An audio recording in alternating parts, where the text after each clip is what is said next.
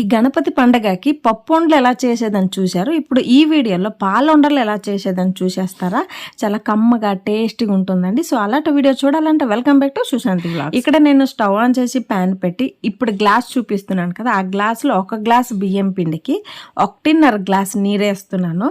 నీరేసిన తర్వాత ఇందులో చిటికడంతా ఉప్పు వేసుకోవాలా. ఏదే స్వీట్ చేసినా ఉప్పు వేస్తే టేస్ట్ బాగుంటుంది. 1 టేబుల్ స్పూన్ పంచదార వేసుకొని మనకి ఉండలు చప్పగా లేకుండా టేస్ట్గా ఉండాలంటే 1 టేబుల్ స్పూన్ పంచదార వేసుకోవాలా. అలాగే 1 టేబుల్ స్పూన్ బియ్యం పిండి వేసుకొని ఉండలు లేకుండా కలుపుకోవాలి. పాలు ఉండలు మనకి 2 రోజులు ఉండదండి, ఒకే రోజు ఉంటుంది. పప్పు ఉండలు అయితే ఒక 2-3 రోజులు మనం పెట్టుకున్న అక్కడ స్మెల్ కాకుండా బాగుంటుంది. పాలు ఉండలు టేస్ట్గా ఉంటుంది, కాకపోతే ఒక రోజే ఉంటుంది. ఓకేనా? ఇప్పుడు మనం బియ్యం పిండి కలిపాం కదా, ఒకసారి ఇలా మరుగొచ్చిన తర్వాత 1 గ్లాస్ బియ్యం పిండి తీసుకున్నాం కదా, బియ్యం పిండి వేసుకుని లో ఫ్లేమ్కి టర్న్ చేసుకుని ఇలాగా ఉండలు లేకుండా నీట్గా బాగా కలుపుకోవాలి.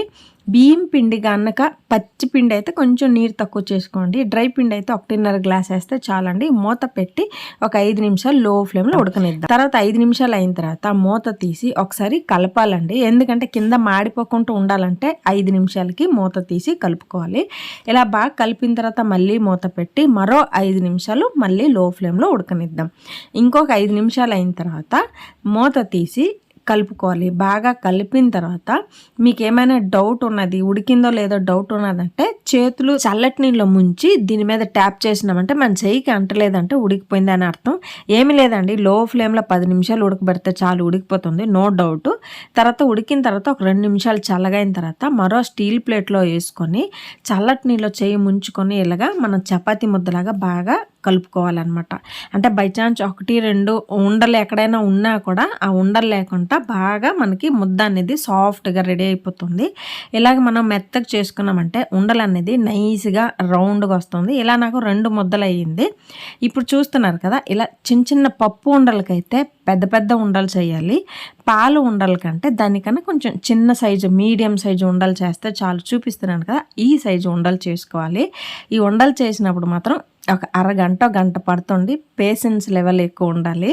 ఇలా చిన్న చిన్న ఉండలు చేస్తుంటే ఎంత ముచ్చటగా అందం కనిపిస్తుంది. తినేటప్పుడు కూడా అంతే టేస్ట్గా ఉంటుంది. చూసారు కదా, ఒకే గ్లాస్ బియ్యం పిండి వేసాను అంటే 1/2 కేజీ గ్లాస్ అండి. అది ఎన్ని ఉండలు అయింది కదా, మనకి పప్పు ఉండరాలు రెడీ అయింది.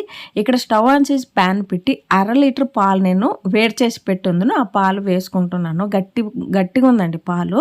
1/2 లీటర్ పాలు వేసిన తర్వాత మరో 1/2 లీటర్ నేను ఇక్కడ నీరు అనేది యాడ్ చేసుకున్నాను. పాలుండలు మరింత టేస్ట్ రావాలా, ఫ్లేవర్ రావాలంటే ఒక 2 తేజపత్రి అలాగే ఒక 4 లవంగాలు వేసుకున్నామంటే ఫ్లేవర్ బాగుంటుంది, టేస్ట్ కూడా సూపర్గా ఉంటుంది. తర్వాత పాలని హై ఫ్లేమ్లో ఒక మరుగు రావాలండి. ఇలాగ మరుగుతుంది కదా, ఇలాంటప్పుడు మనం ఏం చేయాలంటే పప్పు అంటే ఉండలు రెడీ చేసి పప్పు ఉండలైనా వచ్చేస్తుంది, సారీ అండి.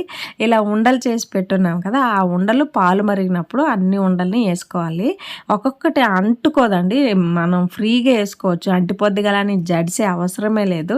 ఇలా విడివిడిగా వేసుకొని మనం ఒక 5 నిమిషాలు మరగబెట్టాలి. ఉండలు వేసిన వెంటనే మనం ఒక గరిటితోటి కలపకూడదండి, చెదిరిపోతుంది. కాబట్టి ఒక 5 నిమిషాలు హై ఫ్లేమ్లో మరిగిన తర్వాత మనం ఒక గరిటె అనేది యూజ్ చేసుకోవాలి. ఫస్ట్ యూజ్ చేయకూడదు, గుర్తుపెట్టుకోండి, లేదంటే ఉండలు చెదిరిపోతుంది. ఓకేనా? ఇలా చూడండి, 5 నిమిషాలు వదిలేం కదా, ఉండలు అనేది ఒక్క ఉండ కూడా చెదరకుండా ఎంత గట్టిగా ఉన్నాయి చూడండి. ఇప్పుడు 5 నిమిషాలు మరిగిన తర్వాత ఇందులో పంచదార వేసుకుందాం. నేను 1 గ్లాసు బియ్యం పిండి తీసుకున్నాను కదా, 1 గ్లాసు పంచదార 1 గ్లాస్ మీద మనం సగం వేసుకోవచ్చు. నేను ఇక్కడ మిల్క్ మేడ్ వాడుతున్నాను కాబట్టి 1 గ్లాస్ మీద 1/2 గ్లాస్ పంచదార వేసుకున్నాను. మీ దగ్గర మిల్క్ మేడ్ లేదు అంటే 1.5 గ్లాస్ పంచదార వేసుకోండి. ఓకేనా? అర్థమైంది అనుకుంటున్నాను. ఇలా అయిన తర్వాత కొబ్బరి తురుమండి, కొబ్బరి పీసులు వేసుకోకూడదు పాలుండలకి, కొబ్బరి తురుము వేసుకోవాలి. నేను ఒక కొంచెం పచ్చి కొబ్బరి తురుము అనేది వేసుకుంటున్నాను. చాలా చాలా బాగుంటుంది, రుచికరంగా ఉంటుంది కొబ్బరి తురుము దొరుకుతుంటే. ఒకసారి బాగా కలుపుకొని కొంచెం మరగాలండి. మరిగినప్పుడు ఆ ఉండలు అనేది స్ట్రాంగ్ అయ్యి ఆ పాలు పంచదార అనేది తగిలి తిన్నప్పుడు చాలా టేస్ట్గా ఉంటుంది. మిల్క్ మేడ్ అని చెప్పాను కదా, నేను ఇక్కడ ఒక 5 టేబుల్ స్పూన్ లాగా మిల్క్ మేడ్ వేసుకుంటున్నాను. మిల్క్ మేడ్ వేసినప్పుడు స్వీట్గా ఉంటుంది కాబట్టి పంచదార ఒక 1/2 గ్లాస్ తక్కువ చేశాను. మీ దగ్గర మిల్క్ మేడ్ లేదంటే 1.5 గ్లాస్ పంచదార వేసుకోండి. ఓకేనా?